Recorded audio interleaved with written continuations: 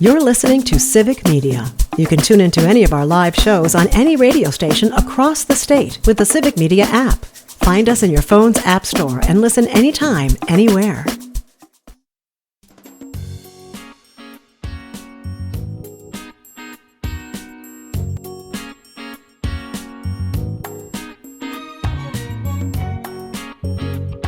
Live across Wisconsin on Civic Media, you're listening to Mornings with Pat Kreitlow, powered by Up North News.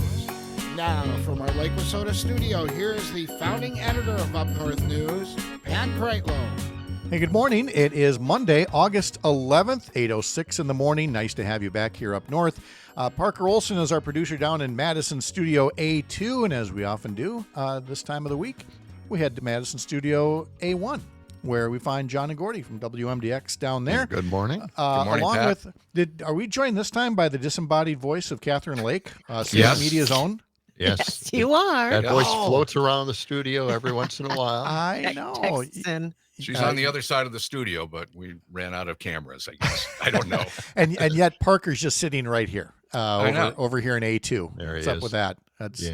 Parker, It's so just take lonely your over camera here. and take that camera and just walk it down to A1 if you wouldn't mind. All right, do that. you're going to get a I can go POV join shot Parker. of our office. Here we go. Yeah. No, that's okay.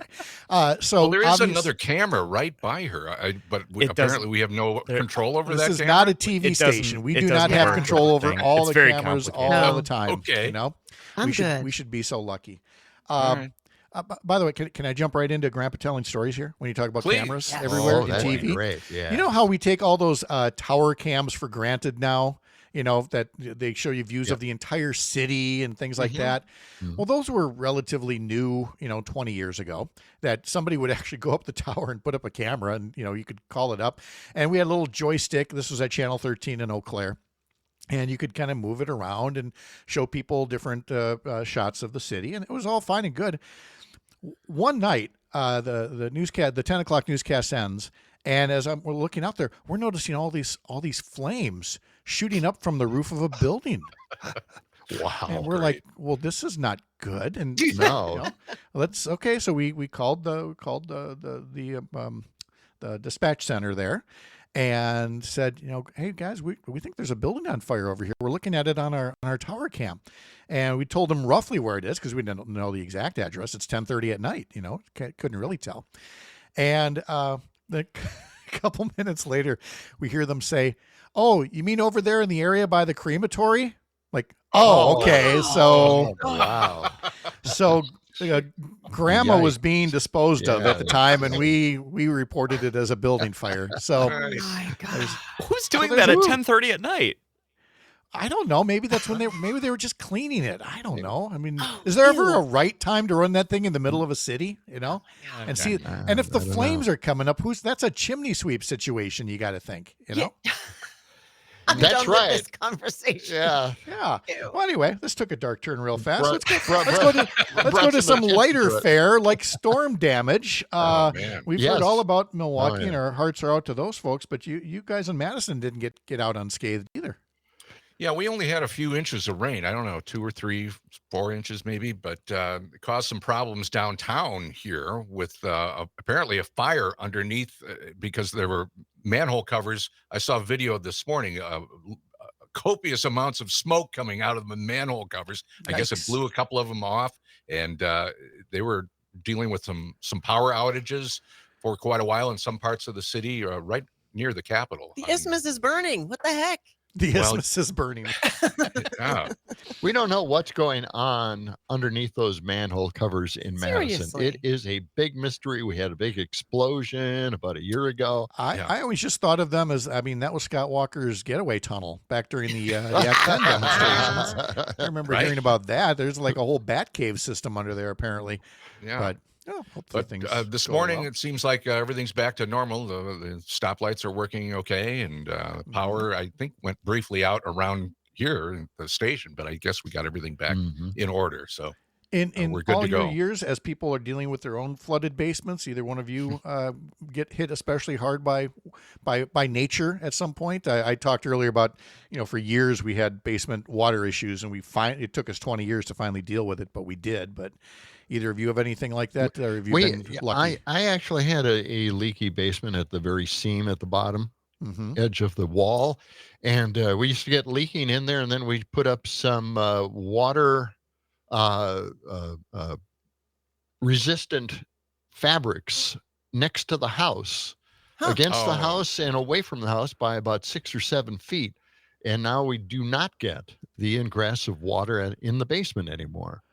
Wait a minute, you're using like that Flex Seal that guy is all the time on those commercials? Did Not you just that like stuff. slap But, some tape on your maybe- foundation, or Maybe that would be kind of nice. Yes, I would think so. But you remember way back when, I can't remember what year it was, but we had the major flooding here in Madison. It was huge. We were in New Orleans at the time of this major flooding. Weird. Yeah, and we had like a foot of water in our garage basement room, and it was just awful. We had a tenant above living above us, and he went down there and helped mop that up for us on vacation. Well, Civic Media's Earl Ingram Yes, had 3.5 feet yes. in his basement. yes, And his was, of course, sewage backup. That's right. kind of the problem in the larger metropolises like Right. Chicago. Mhm. We had backup sewage 4, 5, 6 times. And we finally convinced our building, and they didn't take much convincing because there are 2 units in this 6-unit building under subterranean. But that's where I slept. It wasn't a Wow. basement. It was my house. And so we had to put a check valve in. Yeah. $10,000 check valve, and now the neighbors have the problem. Hey, It doesn't get as far as us. But did the You know city what? not do anything about that? Eventually they did. Several Okay. years later, after we got our check valve, and the rest of the neighbors are like, well, we need one of those too if this is going to... The city came in and fixed it Well, up. according to that chat, they do have like 3 or 4 feet of sewage back up in a lot of basements in Milwaukee. And they're blaming talk radio, right-wing talk radio, for not allowing the city to dump that water into Lake Michigan, the runoff from these large storms. So it backs up into people's homes instead. So just a little message to everybody out there: blame right-wing radio for your backup. I don't want it guess going what in you- the lake. Well, I no, don't but want it going in the lake. But I'd explained how when the Milwaukee Deep Tunnel System was being built 30 years ago, and I lived in Milwaukee at the time, and the purpose of it is spot on. Is these deep tunnels would hold all the rain from a typical rain, so that it didn't just all wash into Lake Michigan, and then you could treat it, and as time allowed. Nothing. There's no system that prepares for 13 inches of rain in a couple of hours. Crazy. A And month's so- worth of rain. Yeah, so things things do back up, and it's very unfortunate. And again, I hope this is where you really test your insurance companies, most of whom will tell you, well, that's not flood insurance. Yes. We actually did buy the federal flood insurance. I mean, we're up on a high bank, so it's not like the river's going to reach us. But we just thought from the rains and everything else, they tell you, even if it's heavy rain, a lot of time your homeowner's insurance policy won't cover it. It doesn't cover a flood. Yep. And We were too many talking people with, find out the hard way. Go ahead, Gordy. Yeah. We were talking with Pam Yankee earlier this morning, our agricultural expert, and she was talking about how they got all the farmers got wise to this and got everybody out of the state fair. Okay, all the animals and they saw this coming, and fortunately they got everybody out in time. But boy, that had to be a process. I to was move a all little those concerned animals. there. Yeah, when I saw the posts, people asking about the animals and getting them all out of there, and thankfully they did. And you saw the video of it. First it was ankle deep, and then it was knee deep, and then you're seeing these cars. I mean, some of these parking lots in West Allis that are under 4 feet of water or more, and every one of those cars is functionally dead. I'm sure some could be fixed back up, but they're going to have no resale value whatsoever. Yeah. So it's just a terrible thing. But you were talking to Pam as well. She was recently on a train trip through Canada. That's right. Yes, a listener appreciation train ride. I believe. appreciate my listeners. Where's my train? What the hell? Yeah. Yeah, they went up through the Canadian Rockies, They and did. Instead of, it was very dry up 10-day there, trip, I think. very dry, and that's why they're having the forest fires. Oh. So that I who can imagine that Canada is dry? Yeah. You think it's rainy, it's nice and Oh. cool up there, but instead, yeah, they do have a lot of dry weather, Well, and that's yeah. why they have forests burning. Now, Yes, Pat, they you have must some know of 'em. about this. You've been in this business for a long time and Yes, I'm old. What? reporting on all. Yes, reporting on all this. Yeah. Our marketing director, John Scott, said, "You guys don't understand. You have to live in California to understand." And California, like Canada, has these remote areas where you just cannot put them out. The winds. That's Oh, right. no. It's Yeah. not like they travel inch by inch. They Well, that's leap. why when you see these letters from Republican legislators and members of Congress, and I mean, it's just so embarrassing. It's like, oh yeah, let's just send a fire truck up there, near the Arctic Circle. Don't you need some water, Sure. do you? Yeah. Yeah. It's, Like complaining is going to take care of the problem. A letter from legislators. it's the wilderness. It's like they can't comprehend. And it's like, No. fine, just keep that to yourself, But the train trip, I've been on that a train trip or a similar one that starts in the Vancouver area, and Vancouver, again, that's a gorgeous area. Takes you through the Rockies. There's a stop in Kamloops, which is gorgeous, and then on to Banff, which is one of my favorite places on earth. It is just so gorgeous. But the train ride that I was on, and it was designed for tourism. Okay, this is an Amtrak where you're all squeezed into the cattle car. The seats, it's like 2 and 2. They're like first class airline seats. And you're sitting right there, of course, the glass top on the train. And they never stop bringing food. There's just a food cart with like maybe this appetizer. And then right away, the food cart's coming again. Hey, maybe you'd like some of this. And maybe you'd like some of this. Now, obviously, you pay for that. But if anybody, the difference between a train trip, here in the States versus that train trip through the Canadian Rockies, if you get the chance, do it. I got to do it through holiday vacations. I took trips all over with holiday vacation, where it's like, join my lovely wife, Sherry, and me as we go on a 10-day tour of, and we did Australia, New Zealand, and Hawaii, and New England fall colors. And John and Gordy, all these years in radio, how many trips have you been sent on for free by some kind of an underwriting sponsor? 0. This is an outrage. This Stop needs riling to my stop. people. Stop riling my host, would you please? This Wait, needs to stop. I was offered one time, and I turned it down because I didn't want I didn't want the responsibility of having to deal with 30 or 40 other people. Listeners. And everybody gather by the elevator at 7:15, and we're going to go have breakfast. Oh, we figured that one out. I didn't want to have to do any of that. Really? They figured that holiday vacations, in this case, always sends a professional tour manager, and then you're kind of like the celebrity face. But we found out where you're most helpful as the celebrity is at the back end. You're basically a sheepdog. So as you're back there, you're making conversation, but you're kind of moving them along as you're doing it. And the tour manager just thinks you're the best because you're willing to do that. It's like, oh yeah, I'm talking as I'm ushering people toward the bus or the train or the whatever. It's fine. It works out really well. So I hope you guys get a chance to do that So sometime. you missed a big trip, man. Yes, I did. Yeah. You know what? Well, there will be others. Really? Well, I don't know that, but about that. I'm speaking. Their sales department. Once again, Here's your stop it. opportunity. Yeah. Stop it. I'm talking to John and Gordy from WMDX. You can hear their show 6 to 8 a.m. in Madison or through the Civic Media app. And we're going to continue chattering over here, though some of you will take a local update. And then when we're all back together in about 15 minutes, we're going to be talking to State Representative Jody Emerson from Eau Claire, who just got back from the annual conference for the National Conference of State Legislators, and the work that they do, and how these groups are not all created equal, some dedicated to service, some just dedicated to partisan politics. From the heart of America's up north, live from Lake Wissota, thanks for making this the place to spend part of your mornings. I'm Pat Kreitlow. This is the Civic Media Radio Network.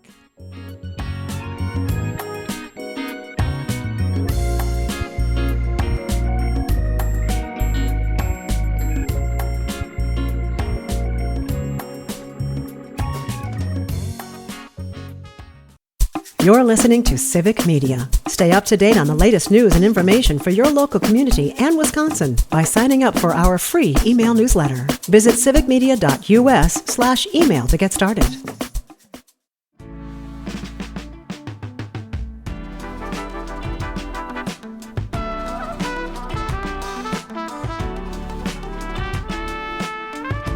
The Milwaukee Brewers went down early 5-0 to the New York Mets. Was it over? No. It's never over until they say it's over. Was it over when the Germans bombed Pearl Harbor? No. Right. Wait a He's on a minute. roll. Go with it. Yeah. The Mets did score in each of the first 4 innings, but Isaac Collins, bottom of the 9th inning, walk-off home run. Brewers beat the Mets 7-6, extend the winning streak to 9 games, 3 sweeps in a row. Yeah. And now it's off to take on the Pittsburgh Pirates at American Family Field, 6:05 the pregame on several Civic Media stations. Freddie Peralta pitching tonight. We are now in the territory, John and Gordy, where even the non-baseball fans are like going to get caught up in this because this is now this is the fun part of sports. It Right. is. Yeah, as they head into When the all home they do stretch. is win, you know. No, that's true. And the Cubs losing. Yeah. I watched that game last night. My wife watches those games, and they lost. Yeah, they're fading. Yeah. Yeah. I think they're That's 5 or 6 games behind the Brewers now. yes, and Somewhere in that that's territory. and see now that I care about. Whereas, as I've said before, people getting all worked up about the Packers losing their first preseason game. I do not get worked up about preseason No. at all. This is No. practice. What are we talking about? Practice? We're talking about practice here, and it's just preseason. Nobody else? Allen Iverson? Anybody? No. Okay. Right. Well, Moving on. they're just trying players out. That's all. Well, Well, back to the Brewers, because of the flooding, they had to shut down a couple of the parking lots, right? They said about half of the parking spaces were flooded, and they put out this announcement in the mid-morning saying, "Look, we're still going to hold the game. We understand you probably can't make it, but the game's got to go on, and we apologize if you have to park farther away. And we were going to give away all these Jacob Mizorowski T-shirts, I think, and we'll pick another. We'll give them away, but we can also pick another day to give them away. No, sellout crowd. They all showed up." Wow. Because Wow. winning's contagious that way, Yeah. Mm. It's a lot of fun to watch. Well, So we mentioned before talking to Pam Yankee from the Midwest Farm Report about her recent trip, but you guys also were talking to her about butter, or something that is allegedly the butter of the future. This could be a threat to Wisconsin dairy.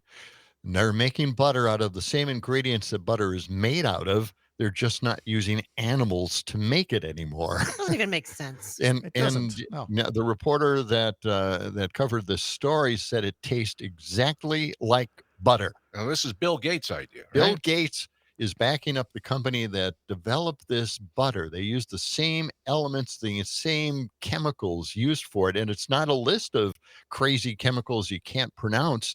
They're actual just basic elements of butter. They put it together, and it's a sustainability thing where you don't have to have cows out in the field and manufacturing the butter. It's just manufactured basically in a lab someplace or in some company that makes it now. Now you wake up the in next Illinois. morning and like your hands have turned into flippers, but there's other Right. chromosomal things, but it's fine. I'm sure tinkering with food like this is fine. I'm sure. I know it's carbon dioxide and oxygen, and I don't know what else, but it's just these basic elements that make up butter. And they managed to put it together, but not using dairy. I Isn't that guess crazy? but butter. it's not. but- That's the thing. Don't call it butter. Then call it just like the Oleo milk, margarine? the milk thing when they go soy milk and almond milk. Mm. I've never milked an almond. No. and Yeah, I don't. know. I don't I recommend that anybody try. It's almond juice. It's Mhm. soy juice or whatever. And I understand when people like Tammy Baldwin put up these bills saying, no, you should not be able to call something, milk if it's not dairy. That's right. And the same goes for this butter. It's kind of reminiscent of in the late 40s, 1950s, the butter versus margarine oleo, and for the longest time, margarine was illegal in Wisconsin. Right. And people would sneak it into the state, and then you'd have that little colored dye packet to make it look yellow Yeah. instead of white, So every generation has its own little food wars or food mysteries, as the case may be. Well, I was used for some of those smuggling trips across the Were you? Really? You were a across the mule? cheddar- Now you can tell across the the story. cheddar curtain into Yeah. Illinois. We Across we the picked up cheddar a lot curtain. of that. Yeah. You were a mule. We smuggled that yellow stuff. They Oh. actually manufactured it down there, and they sold it to Wisconsinites. Yeah, they did. And, now we've got a candidate for governor who had been talking about tariffs between states. There would have been checkpoints once again at state borders to make sure that we're not bringing anything in from That's another right. state. Yeah. Although I think Bill Barry has since figured it out and realized that's not how tariffs work. We can't do it between states. No. So, No. one of the many issues we get to talk about over the coming year plus in another campaign for governor that we've got here. I've been surprised that we've only had a couple of candidates so far. I thought for sure there'd be a pack of them at this point, but exactly. they're not banging down your door or my door. I don't think yet. No, well, No. Gordy's thinking about running, but I did say I'm somebody reached out yesterday and said, "Now, are you interested? Are you thinking about this at all?" And I gave them the Lyndon Johnson line. If nominated, I will not accept. If elected, I will not serve. right. Yeah. I've got a really good gig here right now. I don't know if you've noticed, but I'm rather enjoying this. And as long as Catherine and everybody else is over there, then I guess why would I trade this in for campaigning? Yeah. Stop yeah, you would inciting not my need it. hosts, and maybe you can keep the job. What's Okay. next? Trying to I'll tell do them it. I'll do what I can. Thankfully, we've got somebody that is excited about campaigning next. State Representative Jody Emerson is standing by and is going to tell us about her duties as a legislator, and maybe we can get her to announce a run for governor. Yes. I'd be all maybe. over that, as I would for either one of you three, John and Gordy and Catherine. Thanks for joining us from down in A1 in Madison. It's great to talk to you. Yeah. Always a lot fun, of fun. Pat. Thank Thanks, you. Pat. Always appreciate it. We'll talk to you a little later on. And when we come back, the aforementioned State Representative Jody Emerson going to talk about the National Conference of State Legislators, about the work that they do that's geared toward, well, think of it as summer school for legislators. We'll tell you more coming up on these mornings powered by Up North News, live from Lake Wissota on the Civic Media Radio Network.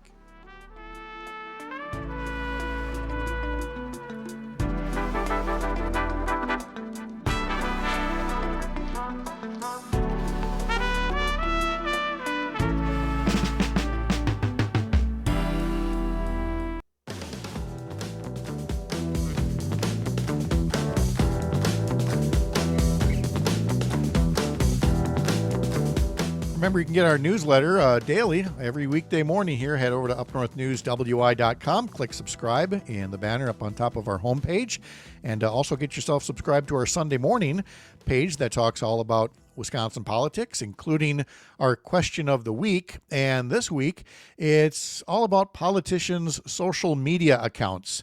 Thanks to people like Derek Van Orden tweeting pictures of a naked man in a ski mask and thinking that it's funny. What should the role be of politicians' personal social media accounts? That's part of our question of the week in our Sunday morning newsletter. In our daily newsletter today, among the articles in there, is one entitled, "I love Wisconsin Dells, but not for the reasons you think." And that is because I think a lot of folks have forgotten over the years that now it's known as the water park capital of the world, but Wisconsin Dells has just a ton of other attractions, a lot of things you can do without ever setting foot into a water park. And so we have an article on our website by Christine Hansen, who lists 7 of her favorite things to do in Wisconsin Dells that have nothing to do with a water park. And so check that out on our website or find a link at our newsletter, upnorthnewswi.com. State Representative Jody Emerson is with us now from Eau Claire and recently returned from a convention trip to the National Conference of State Legislators that we'll get into. Representative Emerson, how are you? Good morning, Pat. How you doing? It's good to see you. It looked like on social media you and Julian had a really nice break, a really nice getaway for a few days.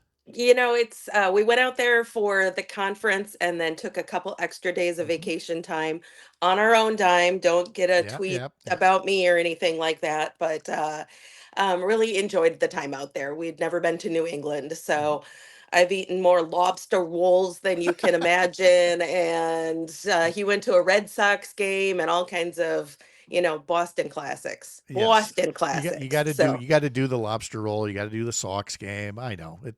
Dunkin' Donuts. It's all there. Let's Strangely enough, I didn't get Dunkin' Donuts until I was in my connecting flight in O'Hare. So Oh my! but you did. You finally checked it all off the list. I did. The National Conference of State Legislators, NCSL, group that I was part of way back when in the day as well. We're going to talk about the difference between a service-oriented group like that versus some that are, shall we say, a little different, like a group called ALEC. But before we get into that, let's get to NCSL itself. You know, I referred to it as summer school for legislators. Tell us about some of the things that benefit legislators who attend conferences like these. Yeah, so it was an event that had, I think, over 9,500 registrants at that. So you've got legislators from all over the country, all the networking that happens at those events, finding out what our other states are doing, how they've maybe navigated the place that we're in now because they were at it 2 years ago with a certain topic or 5 years ago or something like that. And, legislating is a very strange job. So it's just really nice to be around people who understand this job too, especially in the day and age that we're in. The opening piece for NCSL was about Melissa Hortman and her wife, and Senator Hoffman and his wife, and the horrific events that happened in Minnesota, where there was the political assassination of state legislators and attempted assassinations. And I think that really set the groundwork for talking about, what it is that we do and in the climate that we do it. So there were some really moving pieces there, and talked about how we could tone down the rhetoric, which kind of goes into your piece about personal Twitter accounts and things like that. But I think that was really good. But the other piece that was really talked about a lot, in the exhibit hall, at the happy hours afterwards, all these things, was everything that is going on in Texas right now. Um, and with the redistricting attempts. So those were kind of the two big pieces, was what happened in Minnesota, what's trying to be happening in Texas.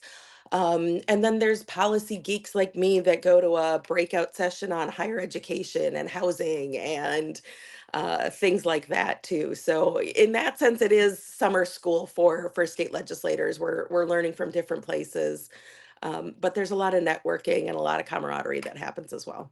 And NCSL is a bipartisan group. And so when you do these breakout sessions on all these different policy areas, the thing I liked about it so much is that it is more about research and background on an issue and best practices and people saying, here's what this state tried, or here's what my state tried.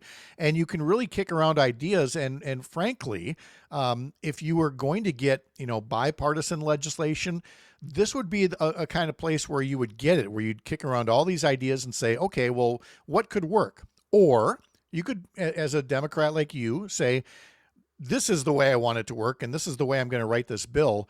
But there is just so much that you can learn from those sessions. And, like you said, you can pick all kinds of policy areas to look at. Absolutely. And sometimes you also go to one of those policy areas and you see another person from your state there and you go, hey, Senator so and so, Representative so and so, once we get back home, let's work on this, because obviously we both have the same concern and hope for our state, where we don't necessarily do that too much in the state of Wisconsin where we work together. So that's another piece of it. Or you start to collect business cards, like, baseball trading cards, because you're sitting next to somebody from California and they say, oh, yeah, we did that policy 4 years ago. Give me a call. I'll walk you through how we dealt with the different problems that came up along the way. So it's been very helpful. And I've loved going to these conferences. I always come away with way more information than I'll ever use. Oh, yeah. So, But it's time. It's definitely time well spent. We're talking to State absolutely. Representative Jody Emerson from Eau Claire, and there are plenty of groups out there, as there are in a lot of industries, that say they're dedicated toward continuing education or whatever the case may be. they're not all created equal. And that takes us to a group known as ALEC, the American Legislative Exchange Council, which your Republican colleagues, by and large, are members of, though Democratic legislators have gone basically to hear what's going on there. And that would be an example more of, on the Republican side of things, of a think tank going, here are all the principles. Here's the cookie cutter legislation that you can introduce if you want to make, your base happy on the right side of the political spectrum, right? Yeah. And as you mentioned, Democrats have done that before too and gone to it, sometimes very quietly, sometimes very not so quietly. In the case of one of my colleagues being kicked out of it, actually, even. But Democrats have kind of tried to sit there and watch what's been happening. I believe Mark Pocan started that back when he was in the assembly. So it's really been going on for a while. And it's good to find out what might be coming down the road. But NCSL, and then there's Council of State Governments. Both of them are really just groups that come together to try to network and help legislators actually get good legislation through, as opposed to groups like ALEC that tell you what to do, when to do it, how to do it, and here's the language, whether you like it or not, do it. So. Yeah. Essentially, it is long before there was Project 2025. There was ALEC with, these are the steps that you have to take, for taking over this particular policy area. So we get past the trip. We've finished the state budget. The legislature will be back in session in the fall for things beyond the state budget. Are there things that you're working on right now that you're hoping to see passed in the fall session? Yeah, absolutely. Our Democratic caucus has really been working hard on setting up legislation in just about every area group that you can think of, whether it's education, higher education, labor rights, environment, criminal justice, about this is what we would do if we had power. And that's something that we're really hoping to look at, coming in the fall or next fall, I should say, with the election under the new maps again. Democrats have a real shot at taking the majority in both the Senate and the Assembly. And I look at what we could do with a trifecta. And so let's make sure that we can work out the kinks this year. Here's the pieces that we're going to pass. Let's have the arguments today. Let's have the arguments next month. Let's figure out what we want to do so that we've got a roadmap to governing. I think that's really important for us to work on. Well, and then there'll be, of course, a big governor's race, and then some of the other races that may. What? There's a governor's race coming up next year? I missed that. Is. And while we're busy trying to recruit you to run, you're busy being recruited to endorse, and that primary is going to happen without a Jody Emerson endorsement. I sense. It's one of those races that when you have several friends and true friends, not just people that I've worked with before, but true friends in this race, and my district is just so close. I don't anticipate endorsing in this race. I think my biggest hope is that we have a really good quality candidate that comes out of the primary, and that the party can fully get behind and go for, because keeping that office in Democratic hands is so important. I've never served under a Republican governor, and I'm going to work really, really hard to make sure that I don't, in the coming sessions, because having Governor Evers' veto pen has been so incredibly important. I can't imagine what it would be like without that office. No, and I know some of your colleagues did have to do that during the Walker years and would be thrilled not to repeat that, and perhaps get the trifecta, and perhaps build on the Wisconsin Supreme Court majority, because you'll have that coming up next April as well. So you're not going to be bored. No, there's a few things going on. Absolutely. Absolutely. I didn't set you up for this ahead of time, but I want to put this on your to-do list. I'd love to have you come back with the hat on of the work that you've done against human trafficking. Absolutely. We've talked in the past about legislation you're working on, And at some point, because we don't have time for it here, but hearing Donald Trump, the president of the United States, talking about him and Jeffrey Epstein and the young women that he stole to come here or to work there. And I don't know that I've ever heard few, if any, people mentioning the words human trafficking, but it sure struck me as something in that vein. And I'd love to have you come back on and talk a bit about how, when people think of human trafficking, they think of like one particular kind, but it describes a whole range of things. And I hope you'll put that hat back on and talk to us about that real soon. I would love to. I mean, that is my area of passion in policy that got me into this job, and would love to talk your ear off about it. But speaking of talking your ear off, I did want to talk a little bit, if we have time, about what's going on in Texas with the redistricting, because that was really the talk Well, of then the town. then hold that thought. Let's come through the break. We'll talk to Jody Emerson more about what's happening in Texas, and then Greg Bach will join us to talk about what's coming up on Matt and Air on Air. And then tomorrow here on the program, we'll have Dan Schaefer, Hans Breitenmoser, Chad Holmes, and Jeff Renicky from way up north. I'm Pat Kreitlow. This is the Civic Media Radio Network.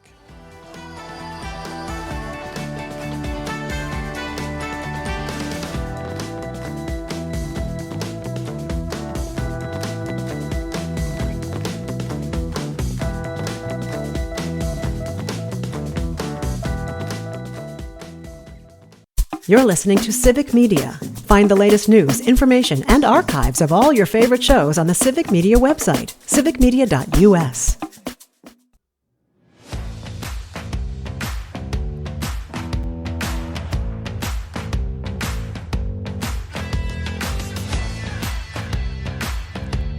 All right, the Milwaukee Brewers coming off sweeping the Mets and sweeping Atlanta and sweeping the Nationals, bring their brooms back to American Family Field, hoping to do the same with the Pittsburgh Pirates. A 9-game winning streak on the line. Taking on Pittsburgh, pregame begins at 6:05 on several Civic Media radio stations across the state. A couple of final minutes here with State Representative Jody Emerson, and then Greg Bach is standing by to tell us what's coming up on Matt and Air on Air. But Jody, we were getting into the legislators in Texas, the Democratic ones, leaving the state to deny a quorum so that the Republicans could not put corrupt maps into place and steal more seats in Congress. Obviously a big discussion point there at the National Conference of State Legislators. Yeah, it really was. I mean, that was the talk. There wasn't any sessions on it, but that was kind of the talk of everybody in the exhibit hall and the happy hours and things like that. Doing just some talking with people and a little bit of back of the napkin math. It's ironic that the very strongly held Democratic states, for the most part, have already implemented nonpartisan redistricting commissions. And so, for more states to do what Texas is attempting to do, to offset what is going to happen, is it's going to be a Herculean task for everybody to do. I think Illinois is our only big Dem state that doesn't have independent redistricting. And so there was a lot of conversations about that. But I just want your listeners to understand what is on the line in Texas here. I don't know how much this has been talked about in Wisconsin. So many of us have fought so hard for nonpartisan redistricting in Wisconsin for so long. And what's happening is Trump called Governor Abbott of Texas and said, "Hey, I need to shore up my seats here and my Congress. So can you readjust the maps down there? Get rid of Crockett because I don't like her as a person, and make sure to give me 5 more seats. So even if the sales of the election go in the Democratic favor next year, I'm still going to have a Republican Congress to deal with." And so that was a lot of what these Texas legislators are doing. They're flying to California and New York and Illinois, Massachusetts, and things like that to see if there's other seats that what we can do as state legislators. This is our democracy on the line. This is our republic on the line. If we allow this to happen, we're never going to have fair maps anywhere ever again. If a state legislature can redistrict mid-session, mid-decade, mid-census, to shore up the power of an executive in DC, it it breaks my heart, especially in the context of being there in Boston, seeing what we've gone through as a country to start our country and the revolution and no kings and speaking out. What's happening in Texas and across the country is this is our democracy on the line. Yeah, these are monarchists, some of these MAGA folks, and we just need to call it out as such. State Representative Jody Emerson from Eau Claire, thank you again for the update on the conference and everything about the trip. We'll talk to you again real soon. Take care. Thanks, Pat. All right, thanks, Jody. Let's bring in Greg Bach now from Radio Park, who's going to be part of. Do that. There you go, Madison. I am there. Matt and Air on Air. Yeah. Hi. Hi there. It's Monday. I'm just grabbing any buttons and pushing them over here. So yeah, several folks down your way dealing with flooded basements and flooded cars and all kinds of things. How about now? You are in an area, Kenosha, that didn't get nearly the amount of rain of, say, West Dallas and Tulsa, right? Oh my gosh, no! When we had storms on Saturday night, and we went to bed with it raining, and then woke up the next day and kind of it was fine, and then I saw all the reports and I saw everything coming out, and I have in my life living in Wisconsin my entire, and specifically southeastern Wisconsin my entire life, I've never seen flooding like this ever. No, this is absolutely crazy. And, everybody knew, there was rain in the forecast, but the opening up of the skies like that was, and what I saw in Wauwatosa, I'm familiar with that area, and to watch these otherwise, placid little rivers and creeks, just become these giant raging torrents was, downright frightening for the folks who were in that area. So I'm sure you will be talking about that as part of Matt and Air on Air today. What else you got going on? Absolutely. At 9:35, we got Shali Pittman, who is Civic Media's news director, on the show to talk about the flooding, also to discuss the bills that Governor Evers has both vetoed as well as signed, and to talk about what's going forward with the budget. And we're going to also discuss the fact that because of the Trump cuts coming out of Washington, what it's going to do to affect our libraries possibly, as well as if you're interested in getting solar panels, because funding for that will be, or grants for that will most likely be cut, and that will have definite effects. But don't worry, Governor Evers is on the case.